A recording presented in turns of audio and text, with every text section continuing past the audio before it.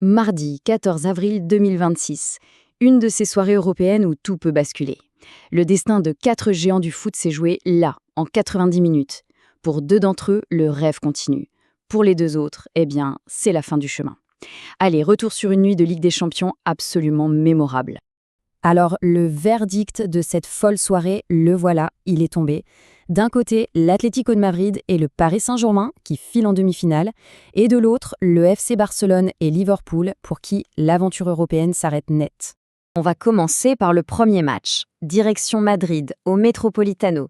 Imaginez un stade en fusion, plein à craquer, où le Barça débarquait avec une mission quasi impossible, renverser la défaite du match aller. Un véritable miracle était attendu. Et le début de match est complètement fou. Franchement, les Catalans sortent une première demi-heure de rêve. Lamine Yamal qui ouvre le score dès la 4e minute, puis Ferran Torres qui double la mise à la 24e. Là, à 2-0, on se dit tous, ça y est, la remontada est en marche. Sauf que, un but d'Ademola Lookman juste après va tout changer. Et c'est là toute la force de cette équipe. C'est ça qui est dingue. Ce simple but, alors qu'ils sont menés 2-1 dans le match, les remet en fait devant sur l'ensemble des 2 rencontres, 3-2 au score cumulé. C'est la définition même de la résilience, c'est l'ADN de Simeone. Ils peuvent souffrir, plier, mais ils ne rompent jamais et savent frapper quand il le faut. En seconde période, la tension monte encore d'un cran. Ferran Torres pense marquer le but du 3-1, celui qui aurait pu tout relancer. Mais la technologie en décide autrement. La VAR signale un hors-jeu. Et là, tous les espoirs catalans prennent une douche froide. Et comme si ça ne suffisait pas, c'est un véritable cauchemar qui se répète pour le Barça.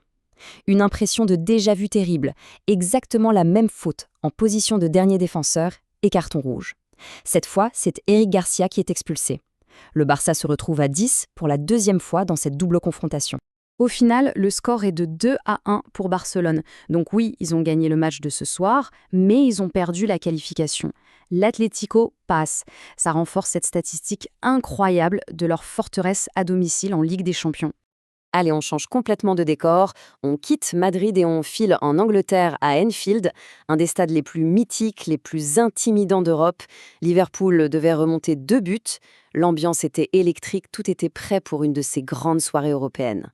Et sans surprise, Liverpool démarre le match pied au plancher. Ça presse très haut, ça met une intensité folle, l'objectif est clair, étouffer le PSG dès les premières minutes et faire exploser le stade.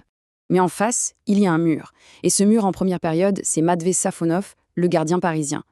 Il a été tout simplement impérial, sortant des parades décisives face à Gravenberch et Isak. C'est lui qui maintient son équipe en vie face aux vagues rouges. Bref, la première mi-temps, c'est un véritable siège. Le PSG souffre, perd même Ekitike sur blessure, mais la défense tient bon. À la pause, toujours 0-0. On peut dire que les Parisiens ont laissé passer l'orage. Le tournant du match, il arrive à la 65e minute. L'arbitre siffle penalty pour Liverpool. Le stade explose, ils y croient. Mais, après quelques minutes de suspense, la VAR intervient et annule la décision. La tension est à son comble. À ce moment précis du match, la question est sur toutes les lèvres. Liverpool a vraiment tout tenté. La pression, l'intensité, mais ça ne passe pas. Alors, est-ce que le PSG a les épaules pour tenir jusqu'au bout ou est-ce qu'ils vont finir par craquer ? Eh bien, la réponse, elle va venir des pieds d'un seul homme. Le Ballon d'Or en titre.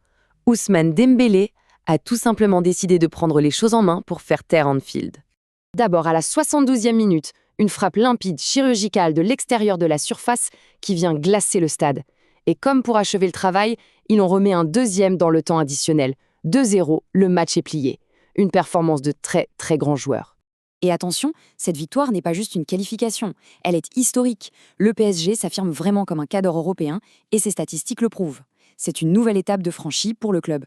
Bon, avec ces 2 résultats, on connaît maintenant le dernier carré de la compétition. Alors, jetons un œil à ce qui nous attend pour les demi-finales. Voilà le programme. D'un côté, le PSG, qui va affronter le vainqueur du choc des titans entre le Bayern Munich et le Real Madrid. Ça promet une affiche monumentale. Et de l'autre, l'Atlético de Madrid, qui jouera contre Arsenal ou le Sporting. Le décor est donc planté. On a des chocs de géants en perspective, des batailles tactiques qui s'annoncent passionnantes. La route vers la finale à Budapest est encore longue. Alors la grande question maintenant, qui ira jusqu'au but ?